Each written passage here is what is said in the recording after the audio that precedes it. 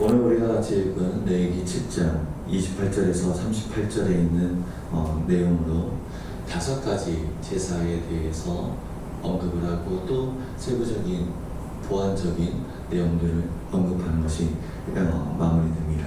오늘 같이 읽은 본문 안에서는 제사장의 분기, 제사장의 몫으로 이야기할 수 있는 부분들이 나옵니다. 먼저 첫 번째로 우리가 쉽지는 않지만 레위기 본문을 통해서 이해해야 될 것이 뭐냐면, 제사라고 하는 특정한 어떤 형식, 이것은 이렇게 해야 되고 이것은 이렇게 해야 되고, 제물은 이때, 이 제물은 여기에 하나님께서 정해주신 그 말씀을 따라서 제사를 드려야 된다는 겁니다. 그런데 이 특별한 형식, 하나님의 말씀을 따라서 드리는 그 제사의 방법, 거기에만 의미가 있는 것이 아니라 이 모든 제사의 배경과 그 기반에는 하나님의 언약이 있다는 것을 우리는 이해해야 합니다. 하나님께서 아무런 자격이 없는 그 사람들 가운데, 많은 사람들 가운데 아브라함을 택하시고 그 아브라함의 후손들을 택하여서 당신에게 나아올 수 있도록 길을 열어주셨고, 또 당신의 백성 삼아 주시고 약속의 땅으로 인도하고 계시는 그 언약 안에서 모든 제사들을 이해해야 된다는 겁니다. 왜 이렇게 해야 되나요? 아니, 이렇게 하면 안 되나요? 왜 우리가 원하는 대로 안 되나요? 이렇게 이야기할 수가 있지만 하나님의 언약 때문에 그렇습니다. 아무런 가치 없는 자들을 하나님이 은혜 안으로 불러주셨기 때문에 그들은 그 말씀 안에서 이 모든 제사가 드려져야 된다는 겁니다. 그리고 이 언약 안에서 오늘 제사장의 몫을 우리는 이해해야 됩니다. 다른 여러 세부 규정들도 마찬가지지만 왜 우리가 이렇게 제사장의 몫을 따로 구분해서 이렇게 해야 됩니까? 지금 하나님께서 말씀하고 또 하나님께서 부르신 그 모든 사람들, 그 모든 공동체가 하나님의 백성이며 이들이 지금 나아가고 있는 곳은 하나님의 약속의 땅, 하나님의 나라이기 때문에 그렇습니다. 하나님의 나라 안에서 소외되는 자가 있어서는 아니 되고 모든 자가 더불어서 궁핍하지 아니하도록 하나님께서 모든 부분들에 대한 덕과 규례를 만들어 주신 것입니다. 그 맥락 안에서 제사장의 몫을 우리는 이해하고 수용해야 될 것입니다.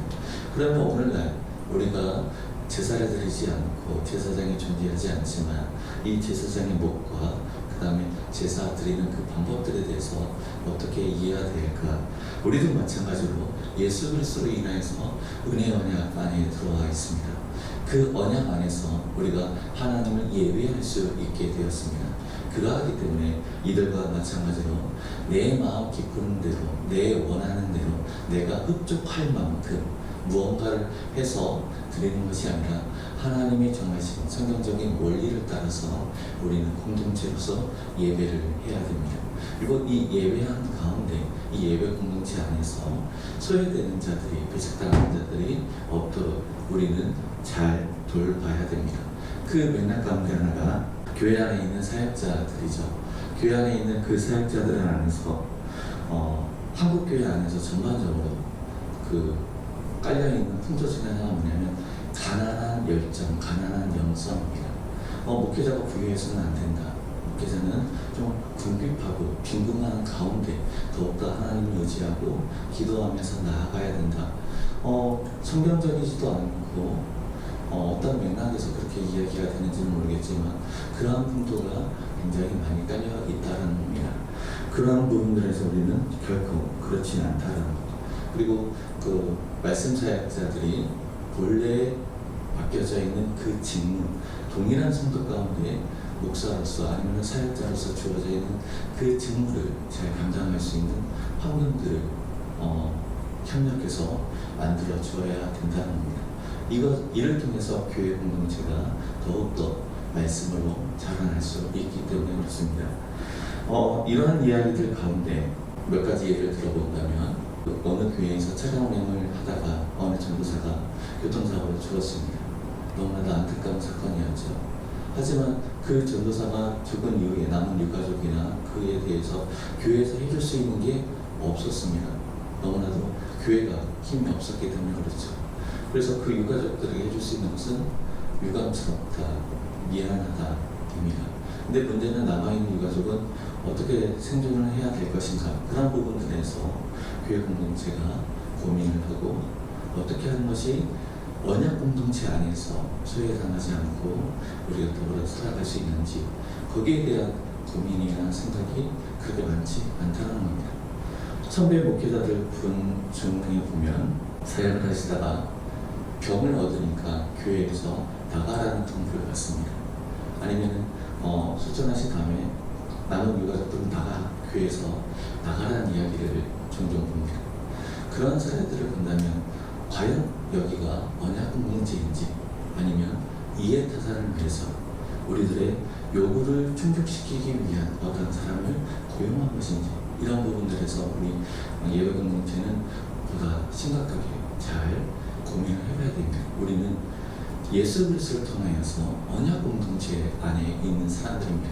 이 언약 공동체 안에서 성경적인 원리를 따라서 사랑과 배려와 서로를 섬긴 가운데, 특정한 한 사람이 누구를 섬기는 게 아니라 더불어서 서로 돌아보며 섬긴 가운데 우리는 예배 공동체로 존재하는 것이며, 그 안에서 예배의 제사를 보며 제사자가 자기의 손으로 하나님께 나아가서 드리는 부분들이 있습니다.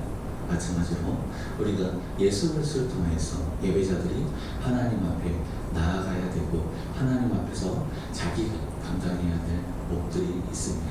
그러한 것들에 대해서 특정한 한 사람에게 모든 것을 몰아준다든지 그렇게 하는 것은 옳지 않죠.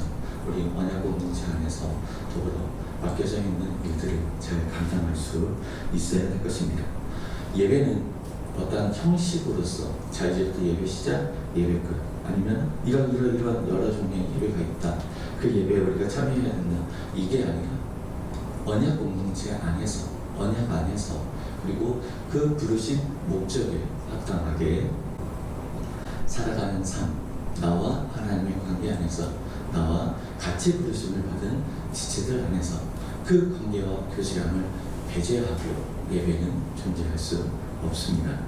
오늘 5가지의 제사 가운데 특별히 제사장의 목과 관련한 내용이어서 몇 가지를 함께 생각해 보았습니다. 이러한 부분들이 우리 교회 그리고 한국교회 전반 안에서 어떻게 성경적으로 적용하는 것이 좋은지에 대한 논의나 고민들이 필요할 것입니다.